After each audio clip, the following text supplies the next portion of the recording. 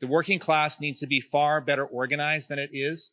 And it needs not just one-off protests, because there have been a lot of those. It needs an organized movement that is prepared to engage in a class struggle against the billionaires, and not just against the billionaires, but against their politicians, and also against those politicians who present themselves as reformers of the Democratic Party, who present themselves as reasonable advocates for change. Kshama was right to say that Zoran Mamdani's victory is a blow to Wall Street. It is a blow to the Zionist lobby. That is true. But they're not threatened by Zoran Mamdani in the same way that they're threatened by Kshama Sawant. And the reason for that is because they take comfort in the fact that Zoran Mamdani is saying that he's going to reform the Democratic Party. They take comfort in the fact that he's carrying out this charm offensive against the billionaires, or rather with the billionaires. They take comfort in the fact that he's backed down on a number of his promises.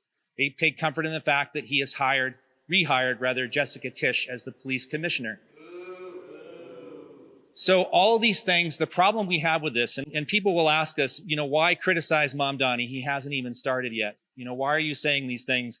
Give the guy a chance. The reason that we have to say something is when we see the working class being directed down a dead end, into a dead end alley in the dark, we have to say, that's a fucking mistake. It's a mistake. It's not going to work. We owe it to the working class to say, this is the tactics, this is the strategy that we need to fight back and win. And that this strategy, which has been tried a million times, of trying to reform, trying to find the soul of this soulless party, the Democratic Party, is a complete dead end. People have asked us, what should Mamdani do? And I'm going to say this as though it's possible Mamdani would do it. I don't think that it really is, but let's say it anyway. So if Mamdani wanted to, he has now over 100,000 people who volunteered in his campaign. That's a lot of people. He could take the momentum from that election victory and those 100,000 people, and he could organize one fucking incredible movement for any one of his demands. He could say, we're going to fight first for free transit.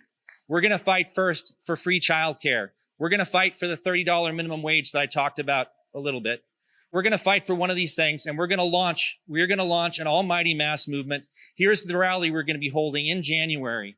And at that rally, we're going to begin the process of organizing a mass movement. We're going to launch neighborhood action groups. We're going to launch mass organizing conferences, mass rallies, mass protests. We're going to bring pressure in every possible way on this political establishment until it finally caves in and passes the things that we're demanding. That is exactly what we did in Seattle.